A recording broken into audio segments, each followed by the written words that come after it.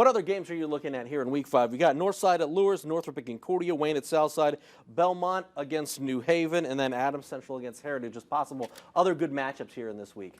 I think you look at the SAC, and there are 5 very competitive games this year. You saw last week Northside knocks off Wayne. We've seen Northrop be competitive. South is better. And I think we're at a position in the SAC where maybe there's a certain amount of teams that can't compete with other teams, but there's just no real pushovers.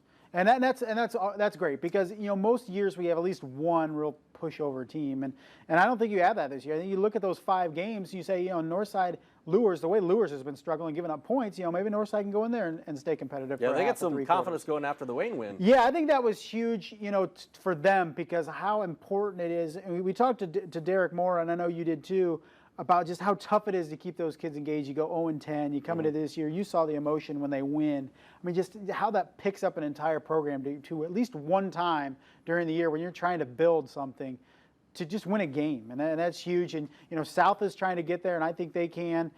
They got winnable games against North, against Wayne too. So I mean, every team I think can compete. Concordia's all of a sudden we got to keep an eye on Concordia every week. Yeah. You know, Northrop can compete; they can put up points. So it's an exciting time for me in the SAC because you look at it and you can make a case for most teams every Friday. Go, no, they can hang around for a little bit. Yeah, it has definitely been interesting. I think you're right. The rise of Wayne, the rise of Northrop, they continue to improve. Southside's a little bit better, and yeah, Northside, that win against Wayne was huge. That was big, and it's big for Concordia too to knock off Lures with the way they did.